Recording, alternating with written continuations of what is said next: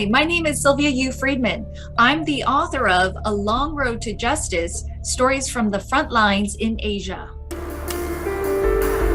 A flesh market for hundreds of prostitutes spanning a square kilometer harbors a dark secret. Vietnamese women trafficked into China for sexual purposes. Through my work in journalism and philanthropic initiatives, I had the honor of interviewing and meeting girls and women who had survived the unspeakable sex trafficking then and now. And through writing about their traumas and how they overcame their personal hardships, that changed me. And I hope that it can change your life as well.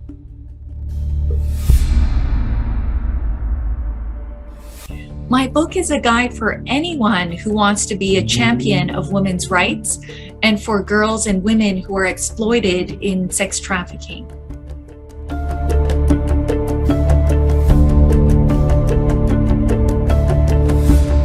I write about the nefarious underworld of sex trafficking, a world that's rarely seen unless you have a guide to help peel back the curtains.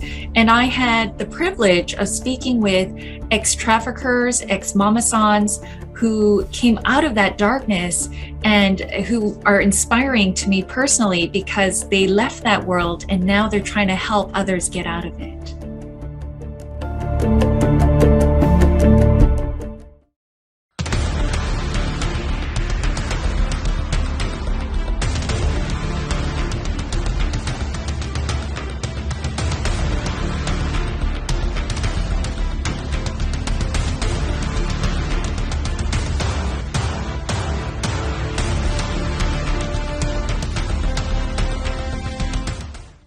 Sylvia Friedman is an award-winning filmmaker, investigative journalist, international speaker, serial entrepreneur, and advisor to philanthropists. She's the author of 3 books, her latest being A Long Road to Justice, Stories from the Front Lines in Asia. Her previous 2 books were Silence No More, Voices of Comfort, Woman, which was the only journalistic account of Japanese military sex slavery during the World War II, and Heart and Soul, the life story of Pastor Augustus Chow. In 2017, Sylvia was listed as in Ascent Compliance's top 100 human trafficking and slavery influence leaders. We speak to her today on the way up about her 3rd book, A Long Road to Justice, Stories from the Front Lines in Asia. It's such a pleasure to have you here on the show with us today, Sylvia. Thank you so much for inviting me. It's an honor. Thank you, Neha. Thank you so much for spending your time with us today. Yeah. So for someone who hasn't read your book yet, A Long Road to Justice, can you give us a little bit of, insight into it, or Cliff Notes version, if you may? Yeah, no, I love that. I used to use Cliff Notes in high school. Yeah. I wrote this book to inspire professionals, especially women. And so I wrote about all the challenges, all the personal issues, my rock bottom experiences over my career in journalism, in philanthropy for family offices of billionaires and other ultra high net worth families, as well as a filmmaker. And so I wrote about how I felt compelled to fight sex trafficking and to document the stories of the women and girls who were suffering in sexual exploitation. And I couldn't find any other books like it. I think it's the first of its kind of textbook on girls and women in sex trafficking across Asia. My husband has written a book, Where Were You?, on modern slavery, but his is more broad. It includes boys and men. And I have written about and investigated as a journalist slavery affecting men and boys. But for this book, I felt like I need to write, as a woman and, about what I struggled with. And some of my personal issues were very similar to the victims of sex trafficking. For instance, many of these women were fatherless, or they were not valued for being a girl. And I struggled with, my father and grandfather rejecting me for simply being born a girl. And then that led me down to, trying to strive subconsciously for their approval. And that led to led to my divorce, it led to other things. And so it really is a firsthand, very personal account of the good, the bad, and the ugly lessons that I've learned. And I wanted to give a voice to these girls and women who are just languishing in these unspeakable situations. And so I've said this before, and I would describe it as it was like a love letter, a letter of love, a letter of compassion. And it's an act of justice to document what they've gone through because no one else has done it. And as far as I can read out there in Asia, compiling all of these different kinds of slavery for, that women and girls have experienced. And so I wrote the book that I would have wanted to read when I was, 15 or 16 years old. I've started reading it. I'm almost halfway through, and I could actually. So what I really liked about the book is it was so much of your story along with being their story. Like it isn't just their story. So I like how you've like you said, you've related everything to your own life, right? So I would love to ask, who is your inspiration when it comes to maybe even authoring this book, but in life in general? Yeah, no, I've had many amazing mentors in my life. I would definitely say my husband, Matthew Friedman. He is my husband, and also we work together closely, and I support him, and he supports me. But he is a true pioneer, a true hero, and he began fighting for girls, women, men exploited in forced labor and in forced prostitution over 30 years ago, back in India and South Asia, Nepal, Bangladesh, Sri Lanka, all over South Asia and all over Asia. And he was a former United Nations US government director, and he knows his stuff. And he was fighting this human rights issue before the term human trafficking was coined. And he does everything in his power every day. Like he will take every Zoom call, every email request for a conversation from students, from professionals, from podcast interviews. But it's very touching that he will make just as much time for the 7th grader who's doing an essay for school, and he will take the same time and he will put the same amount of effort into talking with a CEO of a multinational bank or company. And some of the people that he's mentored and that he's interviewed, or they've interviewed him, some of these people have gone on to work for the United Nations or NGOs, and through that influence, he's really made a powerful, profound difference as a change maker, as an anti-trafficking advocate. And so I learned from him, and my mother is another shining inspiration, both my parents, my mom and dad. But I would say my mom passed down the justice gene. And for over 35 years at her church, she helped the poor, and she helped those with cancer and other terminal diseases. And I remember, she would come home and share about the people that she was helping. And she shared about this Korean immigrant man who happened to be standing on a corner in the streets of Vancouver. And he had his one leg out on the street. And then suddenly a car came, hit him.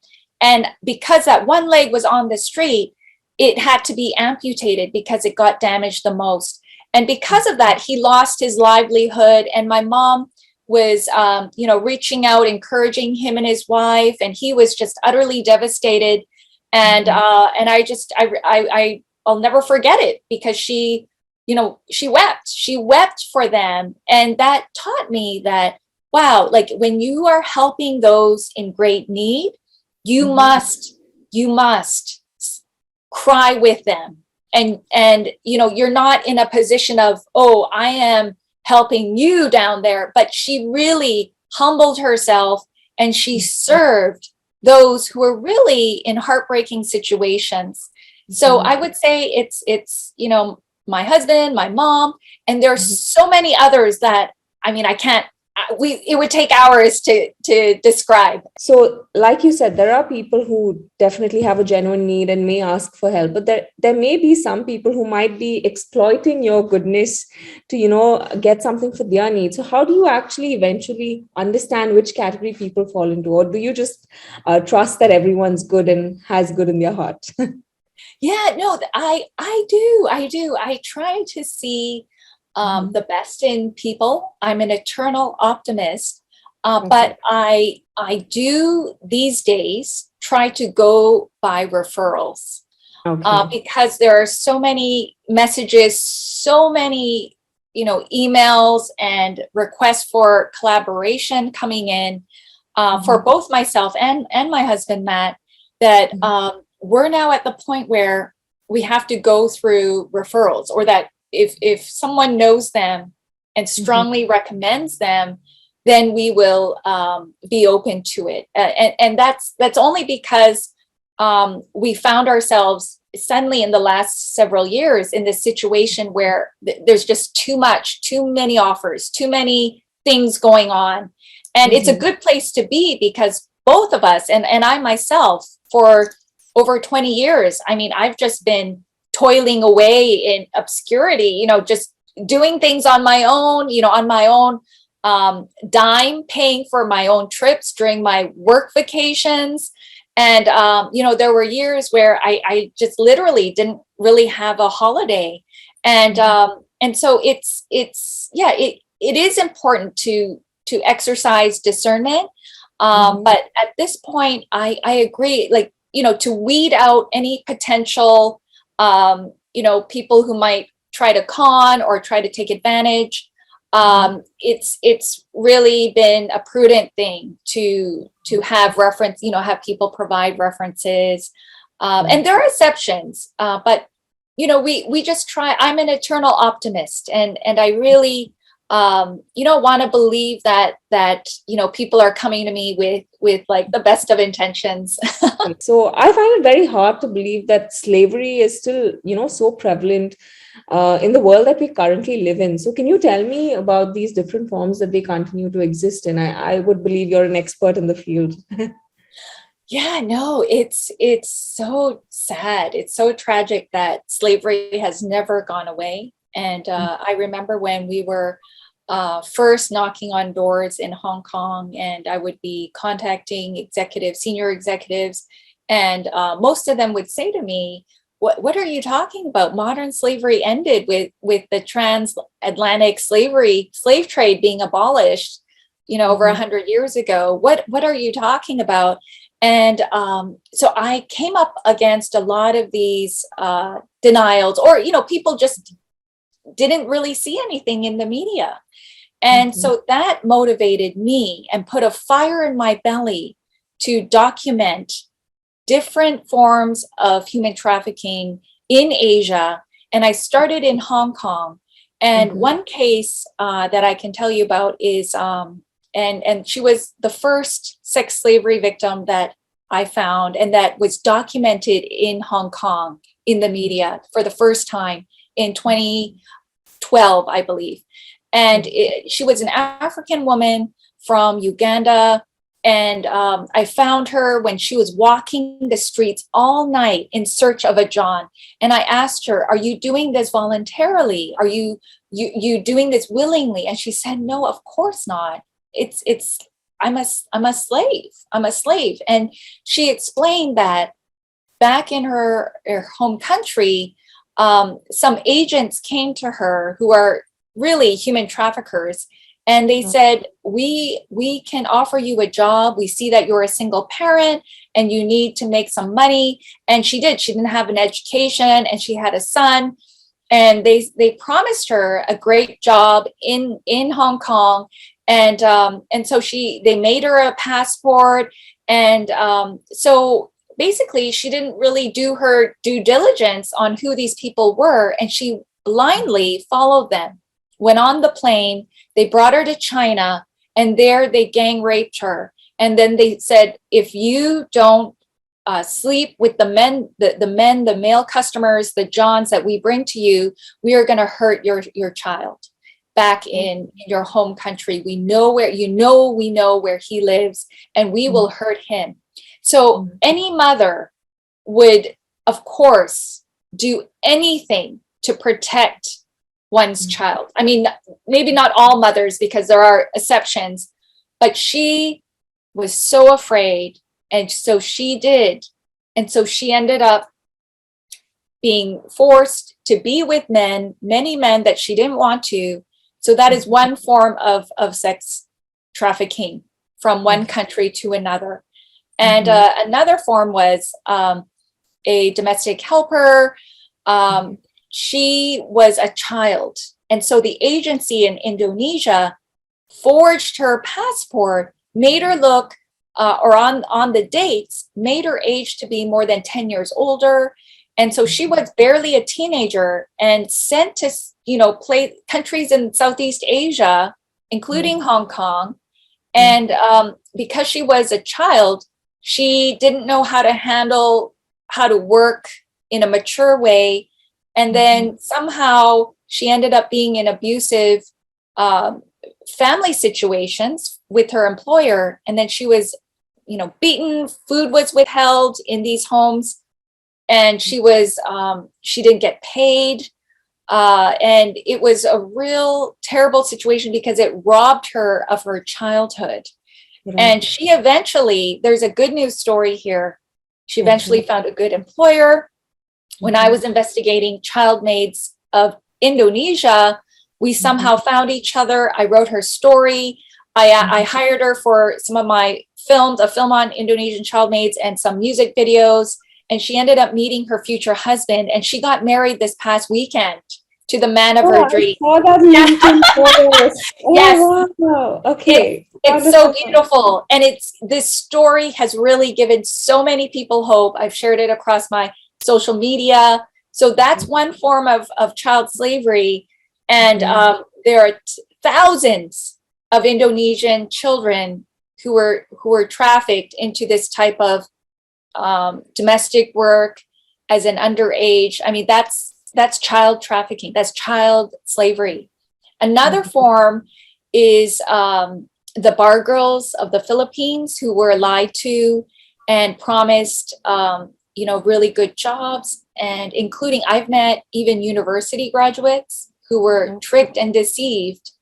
And so they are forced to work in the bars in the red light district in Hong Kong. And what happens is when a client comes in, orders a drink, and sits with the girl, he can do whatever he wants to her. He can molest her, he can abuse her. And so one young woman that I met who came, and she realized what she had to do, and she didn't have enough money to say, okay, I'm going to buy you out, buy my freedom, and leave and go back to my country. She didn't have that. So she was terrified. And I saw her from when she was fresh-faced, and then I saw her 3 months later, and she was addicted to drugs. And her skin was all pockmarked. She looked so devastated. She was a ghost of a person. And we were like, how do we get her out? And we contemplate, the frontline worker tried to buy her out, just exploring different options. And but her life is scarred for the rest of her life. And so thankfully there were some frontline workers who were helping these women. And then another form of slavery is cyber pornography.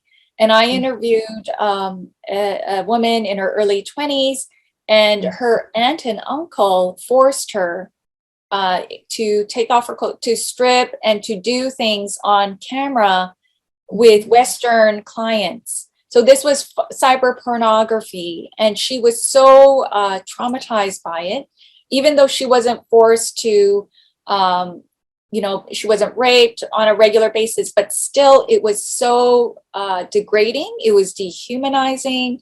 And an amazing social enterprise offered her a job after she was, with the help of her mom, she left that situation. And it was very hard for her because of the family dynamics. And, her mom and her wanted the aunt and uncle to come to justice and to be in prison. But the grandma, the mother of the aunt, kept trying to persuade her, don't press charges, drop the charges. And so it was just such a heartbreaking situation.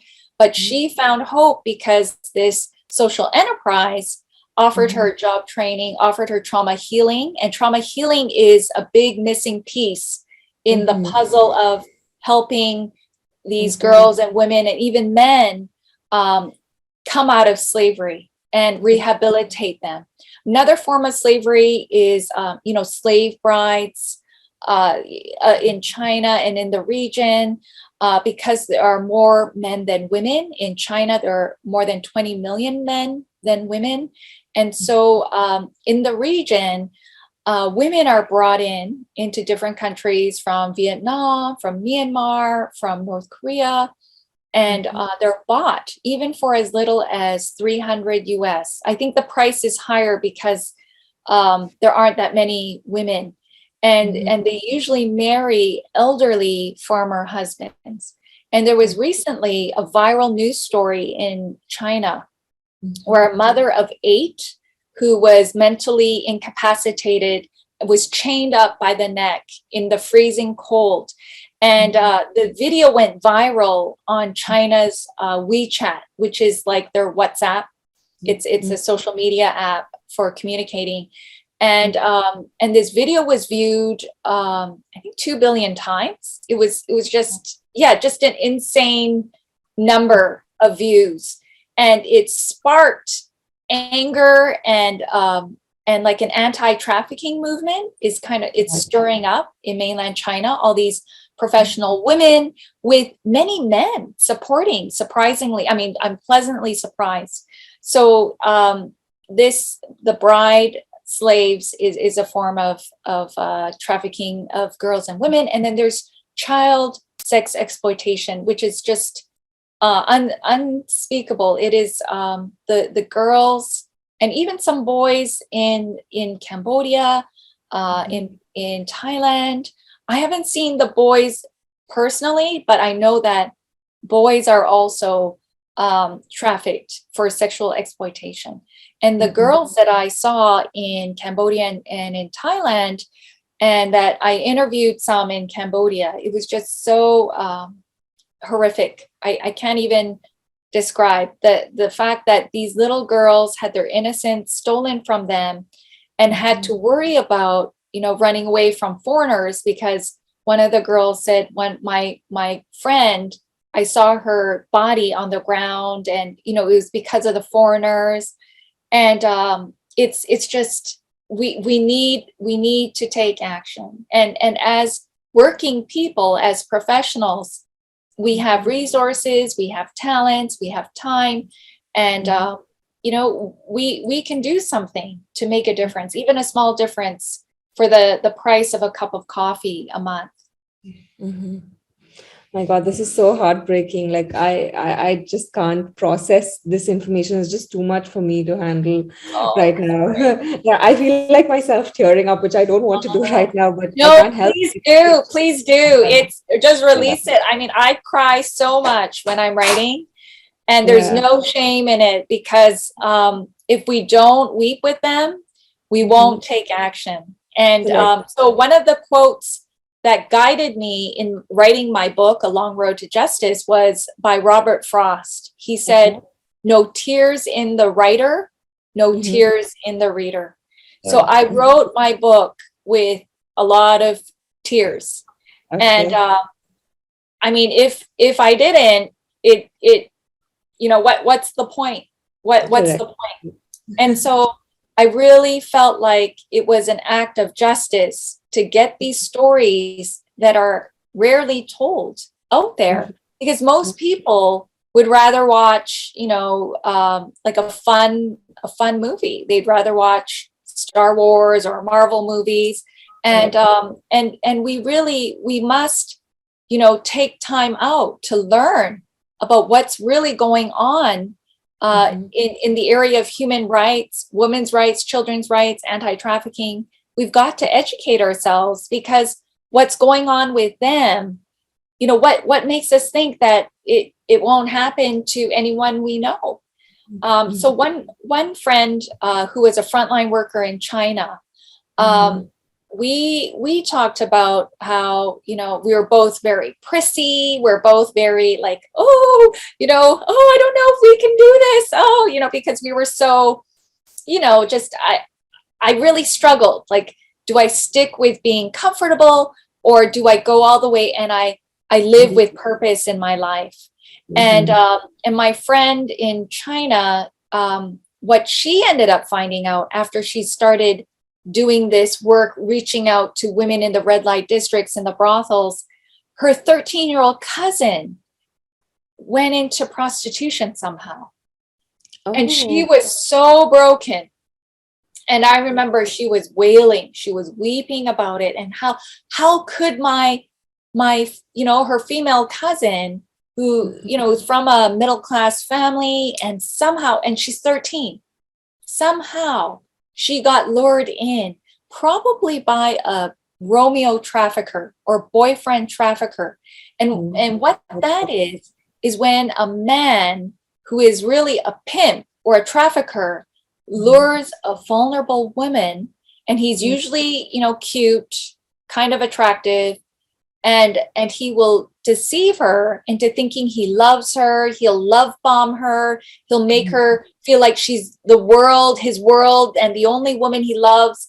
And then he might manipulate by saying, a variety of things, whether I owe money to this gang, and they're going to kill me if I don't pay back the money soon. And she'll say, oh, I'll do anything for you, because he's groomed her by that point. And then he will say, well, maybe you could do something for me to help save me, and so that we can still be together. If you sell your body, I can quickly pay this off in 2 months.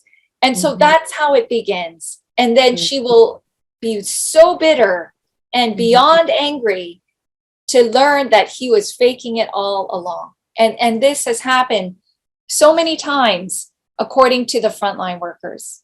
Oh, that's so tough. This is all just so heartbreaking. Like, I can't even imagine. Yeah. So one thing I want to ask, just like from what you've told me, are these people willing to open up to you about, their story? Because do they want their voices to be heard, or do they have a fear of, the people who are trafficking them? Is that a fear that they have, so they're not as open to, telling you their story? Does that happen?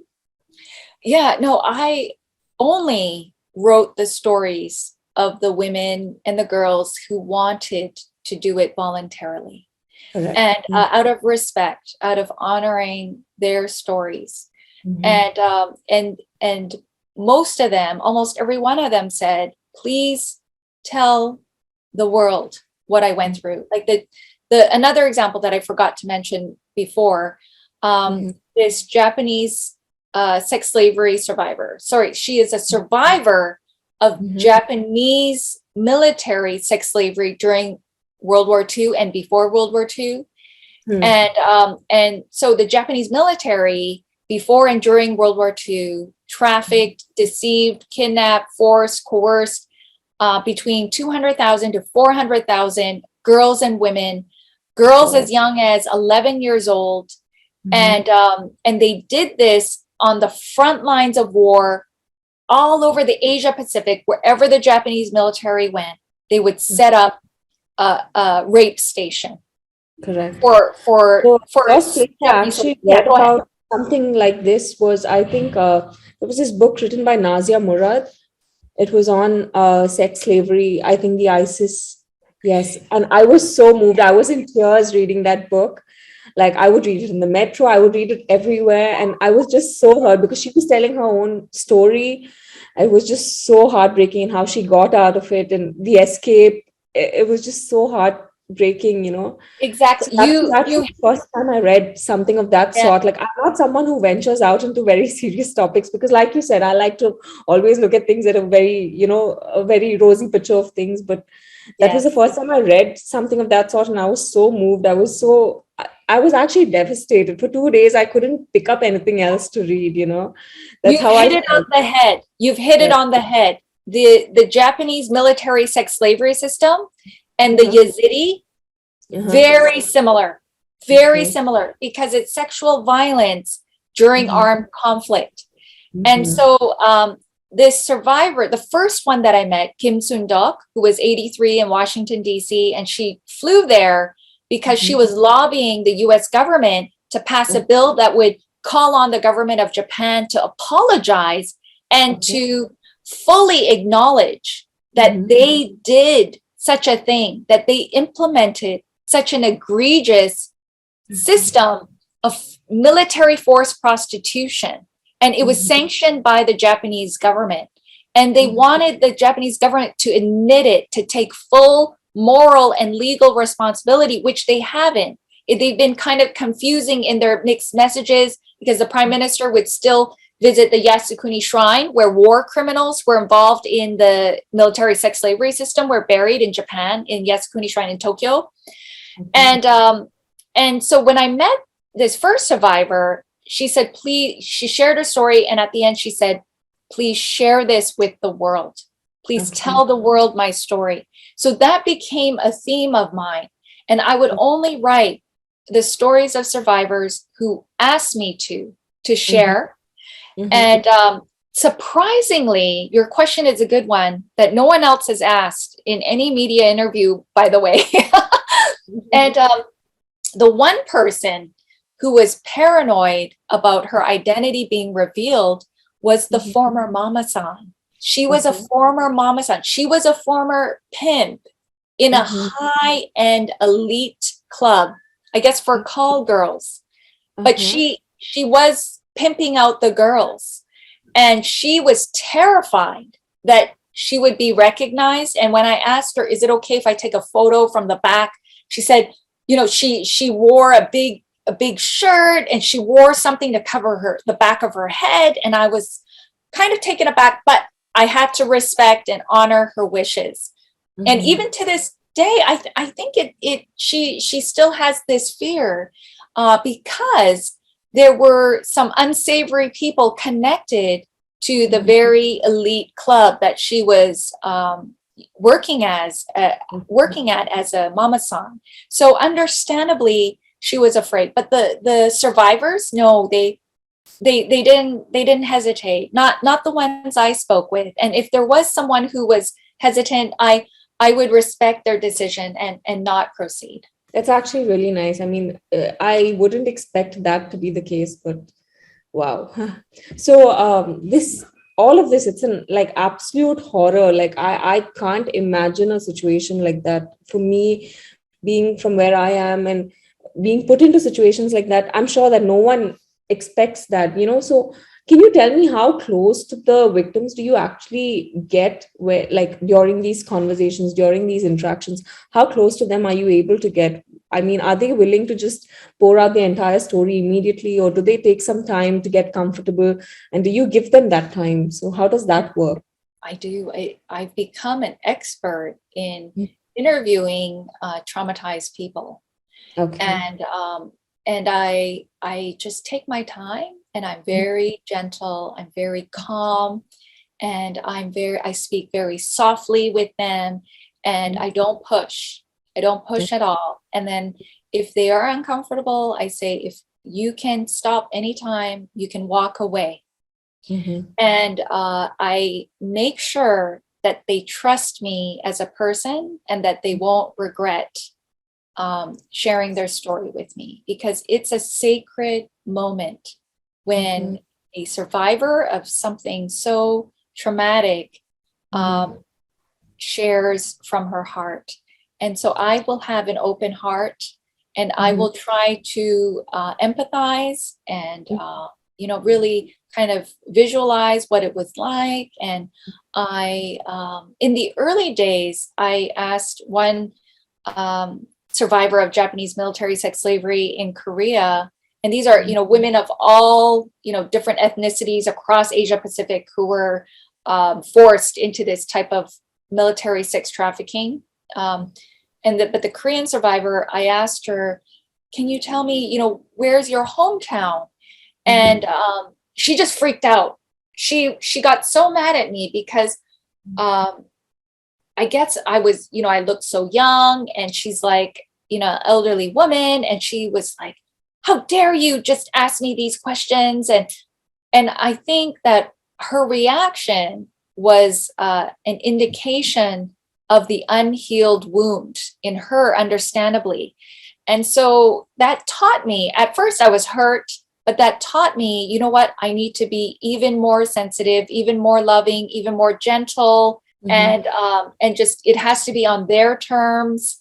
If they don't want me to tell their story, that's okay. So as for getting close to victims who weren't rescued, yes, many times I went out into the red light districts, into, the brothel areas, always with someone with more experience than me. Okay. And in my book, I said, some of these places were so scary that if it were acceptable for a grown woman, an investigative journalist like me at that time, to reach out and hold their hand, I would have done it. I would have done it. I would have held their hand because I was so scared in some situations. I mean, we've had, some gangster triad types come out and try to intimidate us. I've had big bodyguards, in Myanmar, China, come out and ask me, who are you? And I would just, respond. Like one time I just went, hi, I'm Sylvia, and I'm a Korean Canadian tourist from Beijing. I just employed that tactic of like, just kind of brushing it off and making it seem like everything was cool. And he backed off. And I've been in situations where in Myanmar, I took photos with, pretending I'm a tourist, and I took a whole bunch of photos where I shouldn't have. And I was like, click, click, click, click, click, click, click, click, click. And it was a little bit too much of a risk that I took. And the frontline worker was concerned. He said, okay, you need to stop now, because there were eyes watching. And the reason why they watch is they're protecting their business, their merchandise, and that's how they make their money. And one time I was in one brothel in Southwest China, and I was with the frontline worker of an NGO, and he was going in to talk about HIV/AIDS awareness, prevention. And I remember I wanted to interview one victim, and my heart broke because she was high on ice or something, maybe some heroin. And I asked her, well, are you okay? And she said, well, the drugs are fun. And because her pimp was standing there, she couldn't, she had to make it sound like, oh yeah, I'm fine. And then the pimp looked at me, and it was just so chilling, because I thought, I could just see the evil in his eyes. And so that's the extent of it. There are other more heroic frontline workers who go into some of the worst red light areas. In one such area that was really notorious, I almost had a very close encounter with death. It was my near-death experience, and we barely made it out alive. And in another one that was even more notorious, I just stayed in the van. I dared not get out. And I just filmed from, sitting inside the van. It was too scary. So one night, actually, after that, being in that really terrible place in the van, I screamed in my nightmare. I read that part of the book. You did. Yeah, the beginning of the book. Yeah. I just screamed, and I've never screamed like that before. And it was almost like, I was screaming for the women. I was screaming for the women who were in anguish and in pain beyond what we could ever imagine.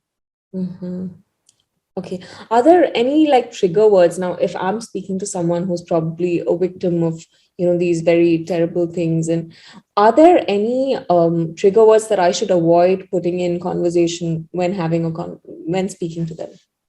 I would say just avoid speaking about the exploitation until they're ready, and ask the NGO worker, it's especially if there's like a trauma specialist or someone who's a counselor, ask them what is acceptable, what are the boundary lines. And I would just treat them like a regular human being. I think that for me, my mistake was in the beginning, just like being too, what's the word? Not knowing how to interact with them. I was too afraid to ask them about their experiences. So it depends. If they're willing to talk, then talk and ask, general questions in the beginning, and ask them, well, if you're comfortable sharing with me, can you tell me, how do you feel about your life experiences? And I would avoid, asking things like how many men, did you have, questions like that might be triggering. And but I would always seek guidance from the NGO person, and usually actually they don't share with regular people unless you are a journalist or a donor who has given a lot of money. Usually anyone off the street would not be allowed to talk with these survivors. So your question was a good one, because if people think that they can talk to a survivor, it's not easy. It's not easy. That's why my previous book, The Silence No More, on Japanese military sex slave survivors, it took 10 years of interviewing, because sometimes even the NGOs that were taking care of them, they wouldn't open up to just everyone. And then there were politics and things like that. And so it wasn't easy. It wasn't easy. But this book was a lot easier to write, because I had really pushed through with the previous book. So how did you first get into doing what you do? I mean, it's really inspiring. And how could someone else probably lend their support or help, these people? Yeah, so I got into this accidentally, I suppose. As a journalist, I had always longed to be a documenter, a writer covering human rights issues. And even before going into journalism, I thought, oh, maybe I'll go into human rights law. But I'm glad I didn't go into law. That's not my area. It doesn't fit and suit my personality, because I'm more of a writer. I'm more of an advocate, and I'm not detailed oriented. So I would say I got into it because I met a survivor, the first Kim Sun-duk, whom I mentioned, the survivor of Japanese wartime sex slavery. I met her, and meeting her felt so sacred, because it was like the Holocaust survivor I met in a high school class. And I was in awe of this Holocaust survivor, because this Holocaust survivor was a walking history book. And I felt the same with Kim Sun-duk, except, wow, shares my ethnicity. I'm Korean Canadian, she's Korean. And the fact that she was enslaved and raped by up to 50 men a day when she was around 16, that made me so mad. And the fact that the Japanese government was still denying or not fully apologizing in a way that the survivors felt was acceptable and brought healing. I thought, wow, that's a double victimization. And so seeing these wrongs, I wanted to do my part and document it, write books, so that the next generation can learn from it. And there's a famous quote that says, if you don't learn from history, history will repeat again and again. And so I really, really have a passion for reaching the next generations with these untold, undocumented stories about human rights violations, about girls and women and even men and boys who suffer in modern day slavery. And what can people do? I would recommend that corporates can get involved in volunteering. My husband and I, we do a Be the Hero, Be the Change campaign, and that is mobilizing every single person to find their issue and do one thing. And we believe that small acts multiplied by millions of people can change our world. For anyone who wants to fight modern day slavery, so my husband and his team, they guide corporations and banks in fighting slavery, and they harness the influence of corporates. And I've seen so many frontline projects, so many NGOs, and I truly believe that it's the corporates who can make the biggest difference. And so I would encourage people to go to the mekongclub.org website, and they can contact me if you want to know what you can do. I can direct you to Matt, because there are many things that marketers can do, filmmakers can make videos. We need digital people. We need teachers who can, host speakers like myself, or others who can talk about human trafficking. There's so many things that you can do.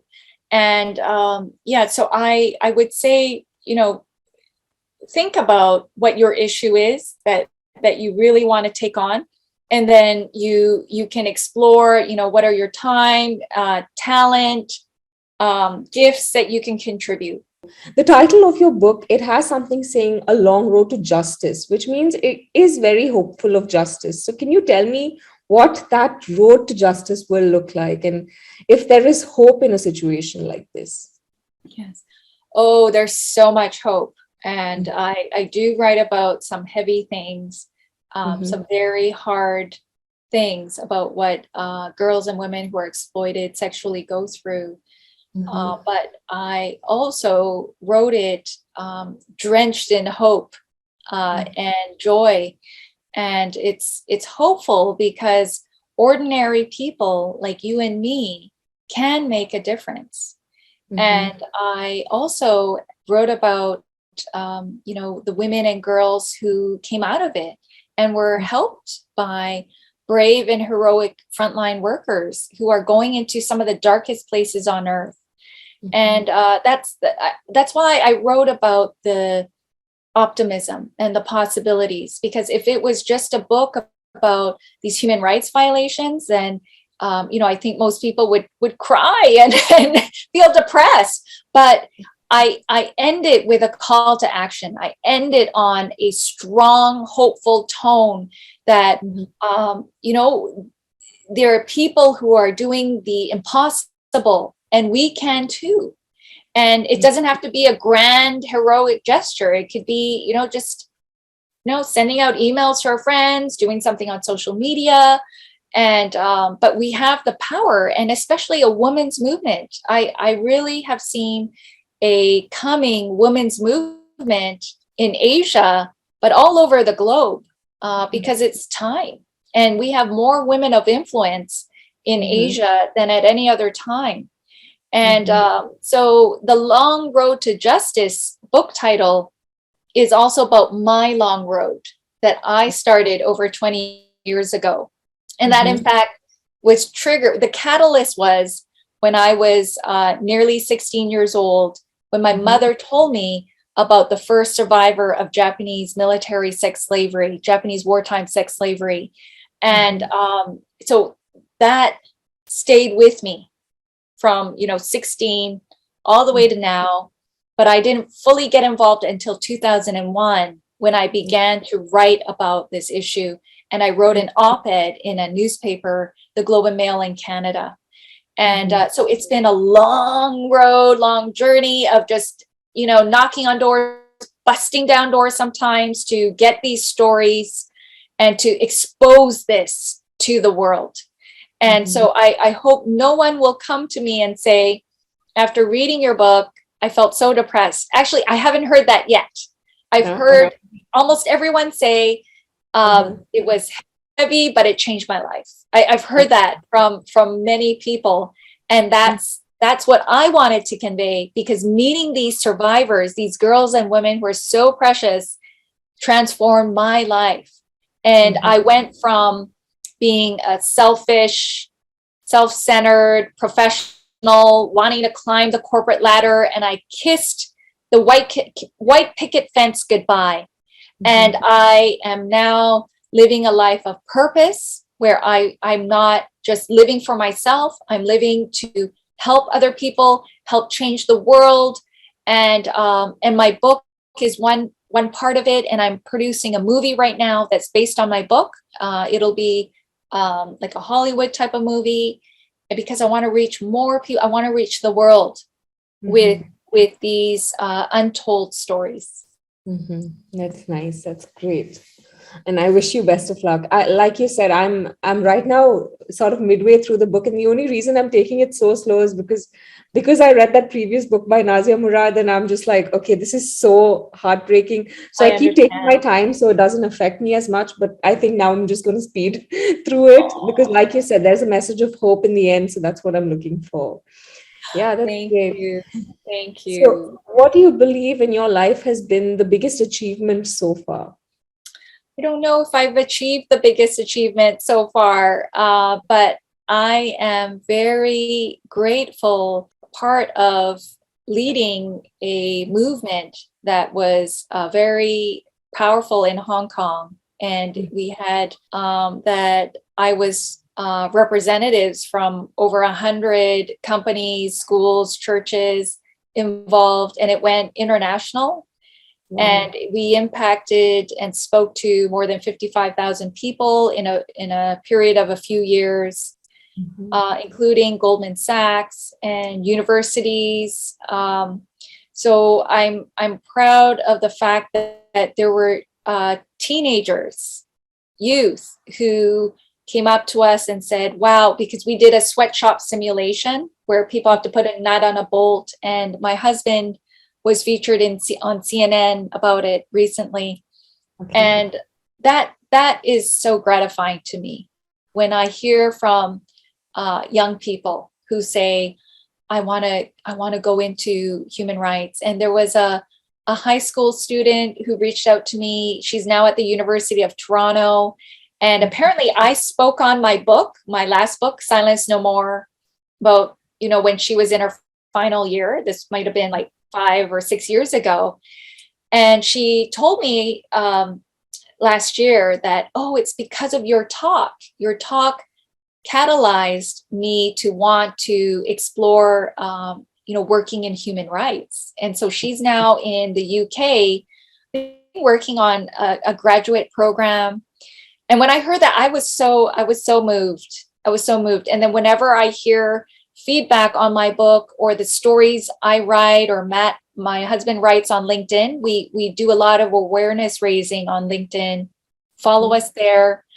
That is so gratifying as well. I'd say it's the impact of the campaigns, the impact of my books, that I feel like are the greatest achievement, because it's educating the next generation. And I hope I can change my generation and to see and be part of this coming women's movement that will be unlike anything we've ever seen before. I would say that you're definitely on the right path. You're definitely almost there. Yeah. Thank you. You're so lovely. Thank you so much for your encouragement. Your sensitivity is going to take you far. It's not a weakness. I'm a sensitive person too. It's what enabled me to write this story. And we sensitive people, we can use it as a real big gift. It's a bonus.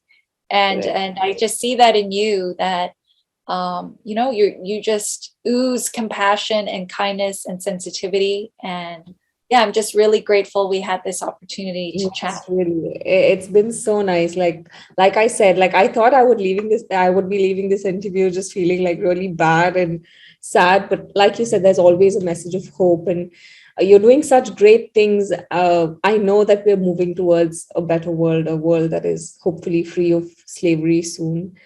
Yeah. Oh, I hope so. I hope so. And let's just keep being optimistic and joyful and happy.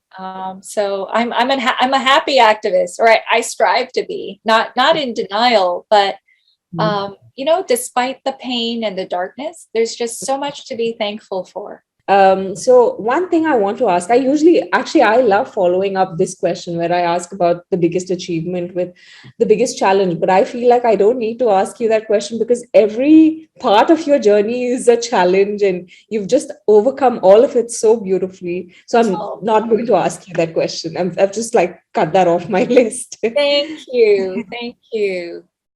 So, does like doing this work now, this just from being here, asking you these questions, I feel like it's taking a little bit of a toll on me. So, does doing this work take a mental toll on you? And how do you cope? How do you manage with that sort of toll that it takes?